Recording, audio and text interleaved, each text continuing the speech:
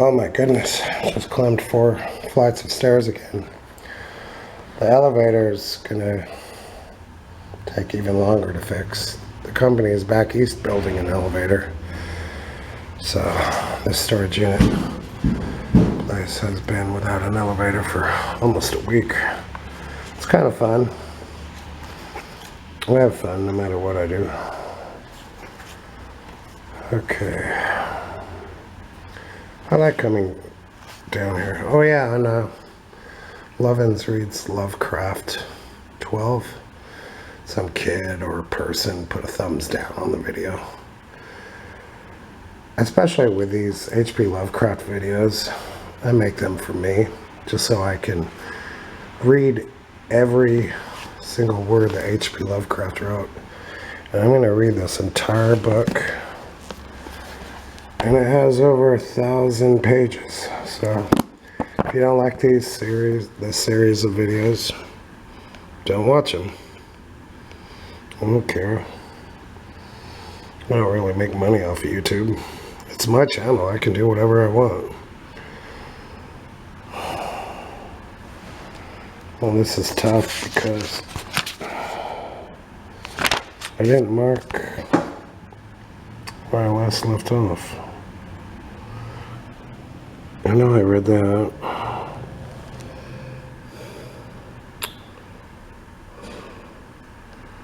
So I'll just start with here. Thus time and the want of a reminder dulled the memory of the curse in the minds of the late Comte's family, so that when Godfrey, innocent cause of the whole tragedy, and now bearing the title, was killed by an arrow whilst hunting, at the age of 32, there were no thoughts save those of grief at his demise.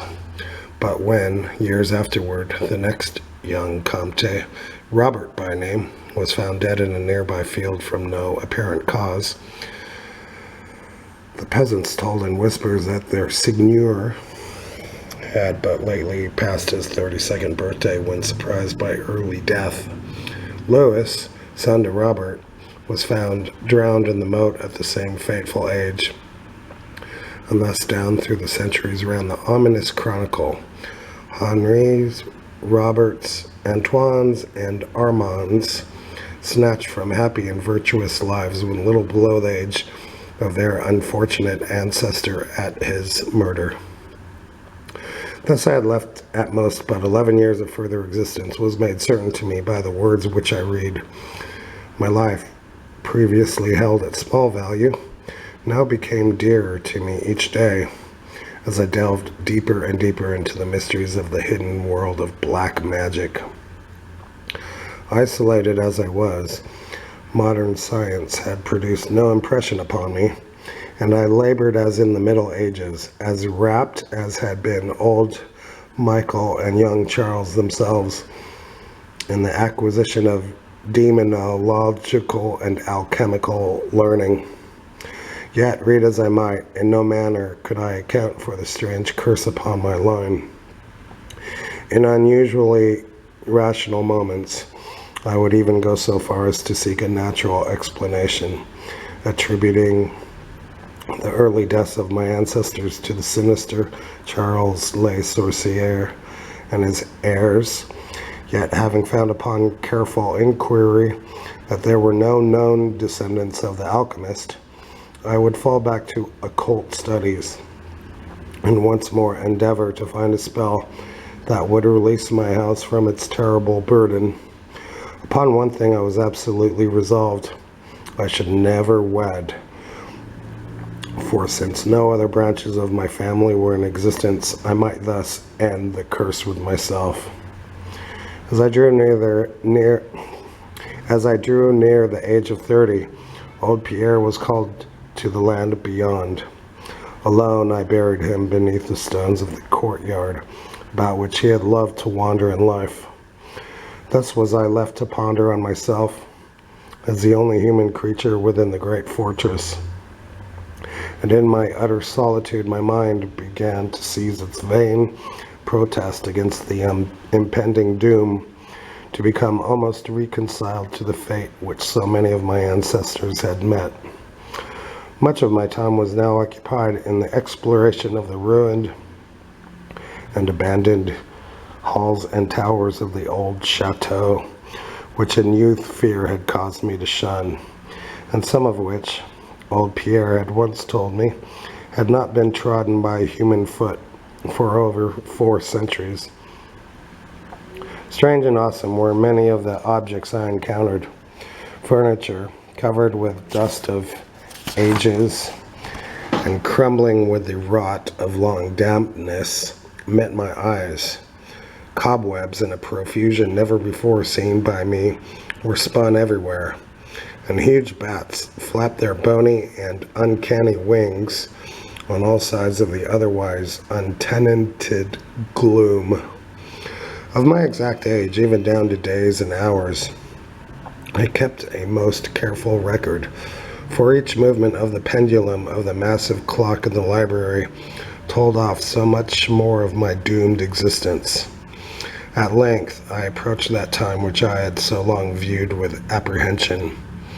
Since most of my ancestors had been seized some little while before they reached the exact age of Comte Henri, at his end, I was every moment on the watch for the coming of the unknown death. In what strange form the curse should overtake me, I knew not, but I was resolved, at least, that it should not find me a cowardly or a passive victim. With new vigor, I applied myself to my examination of the old chateau and its contents. It was upon one of the longest of all my excursions of discovery in the deserted portion of the castle, less than a week before that fatal hour, which I felt must mark the utmost limit of my stay on earth, beyond which I could have not even the slightest hope of continuing to draw breath, that I came upon the culminating event of my whole life. I had spent the better part of the morning in climbing up and down half-ruined staircases in one of the most dilapidated of the ancient turrets.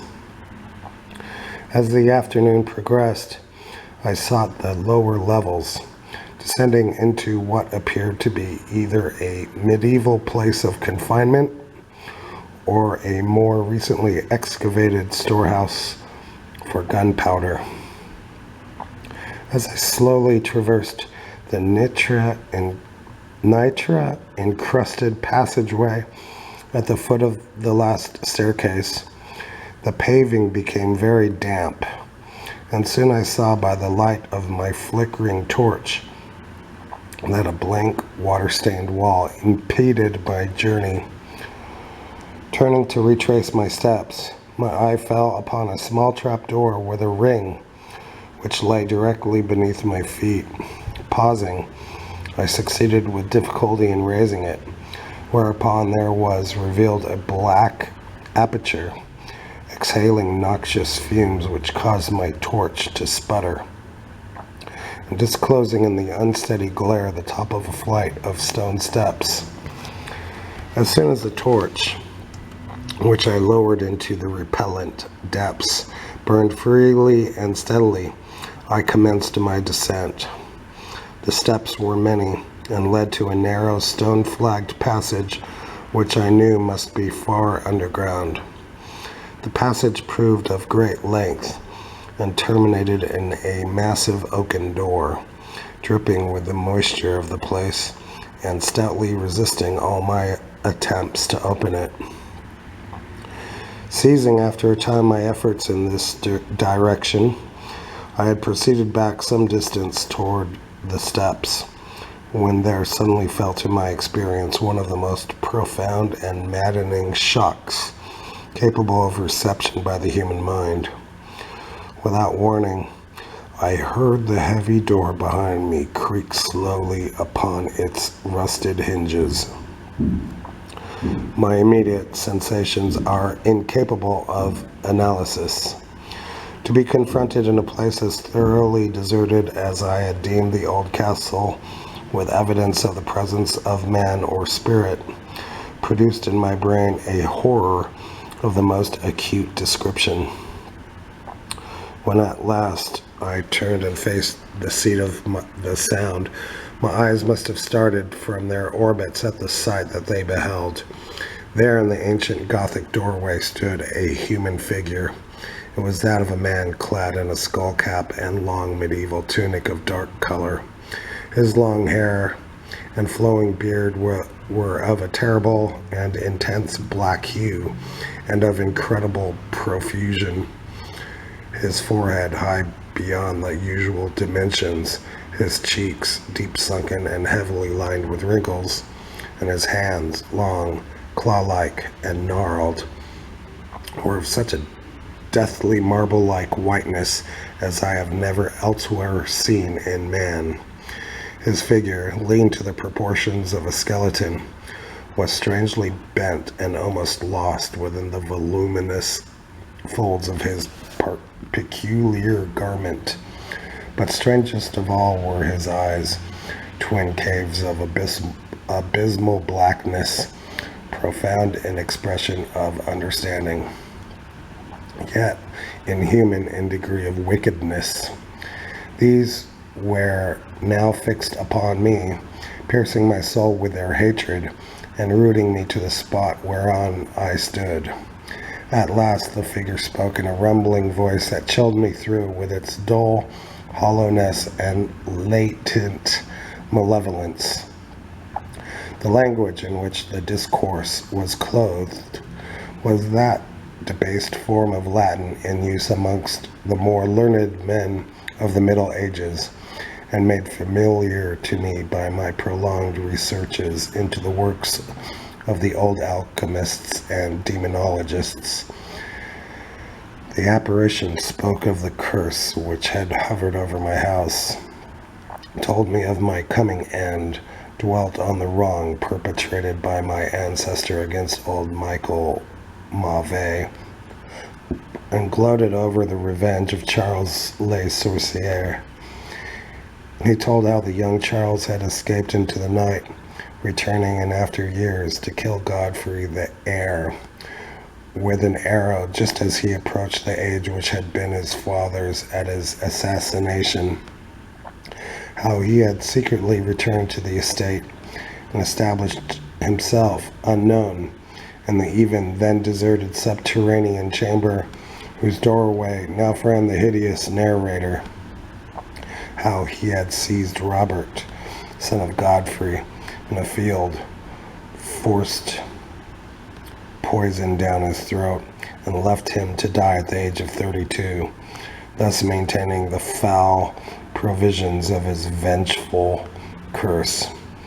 At this point, I was left to imagine the solution of the greatest mystery of all, how the curse had been fulfilled since that time when Charles Le Sorcier must in the course of nature have died, for the man digressed into an account of the deep alchemical studies of the two wizards, father and son, speaking most particularly of the researches of Charles Le Sorcier concerning the elixir which should grant to him who partook of it eternal life and youth. All right, we've almost done 14 minutes. My longest Lovins reads Lovecraft video yet. Okay, thanks for listening. Yeah, I sold $40 worth of art last night. Thanks. See you later.